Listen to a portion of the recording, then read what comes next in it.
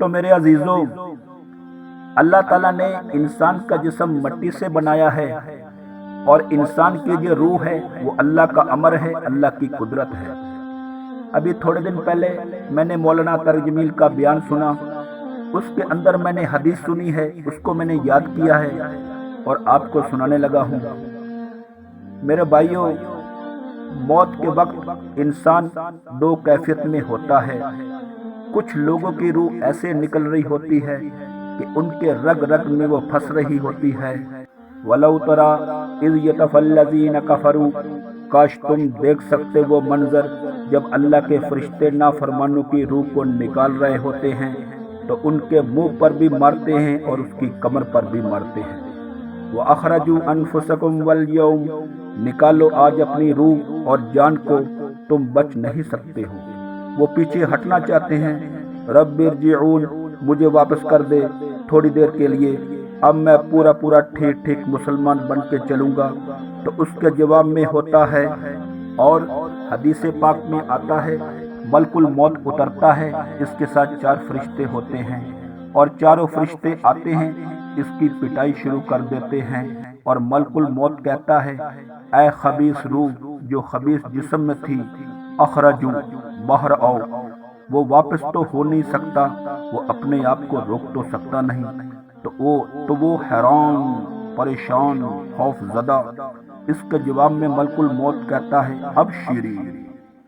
ابشری بحمیمن، تیار ہو جاؤ خوفناک عذاب کے لیے، اور کھولتے پانیوں کے لیے، اور کانٹے دار جاڑیوں کے لیے، اور بے شمار عذاب کی شکلوں کے لیے۔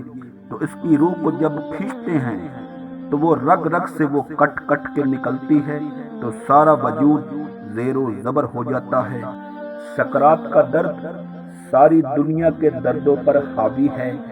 جب اس کی روح نکلتی ہے تو اس کو لے کر آسمان پر چلتے ہیں، تو دروازے پر پہنچتے ہیں تو اندر سے فرشتے پوچھتے ہیں، کون ہے؟ تو کہتے ہیں، فلاں فلاں کا بیٹا، فلاں فلاں کی بیٹی۔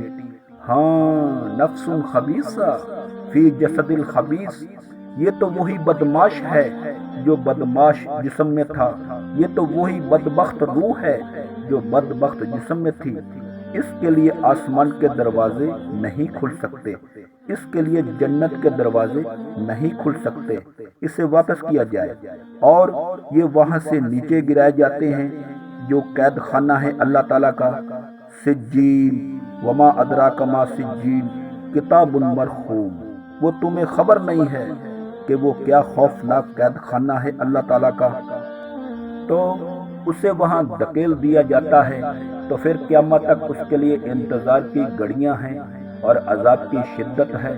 اور جب کوئی نیک آدمی اللہ تعالیٰ کے دربار میں جانے کا وقت آتا ہے تو اللہ تعالیٰ فرماتے ہیں، ان الذین قالوا ربنا اللہ۔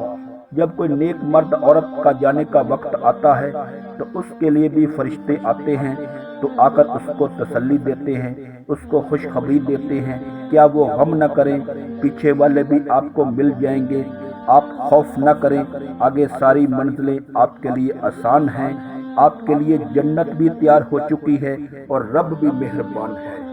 اور حدیث پاک میں آتا ہے کہ ملک الموت اور 4 فرشتے آتے ہیں، اور وہ 4 فرشتے اس کو سلاتے ہیں، دباتے ہیں کہ موت کا درد اسے محسوس نہ ہو۔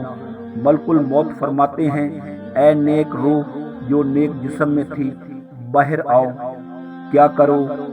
وابشری وروحی، آپ کو بشارت ہو، آپ کے لیے جنت تیار ہو چکی ہے، اور وہاں کی ساری نعمتیں آپ پر میسر ہو چکی ہیں، اور اللہ آپ پر مہربان ہو چکا ہے، اور اللہ آپ پر راضی ہو چکا ہے، اور اس پر اس کی روح کو نکالا جاتا ہے۔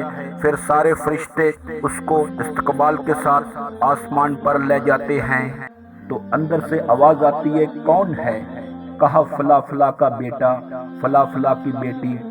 کہتے ہیں، نفس حمیدہ فی جسد الحمید، یہ تو نیک روح تھی جو نیک جسم میں تھی، مرحبا بہی، اس کو ہم سب استقبال کرتے ہیں۔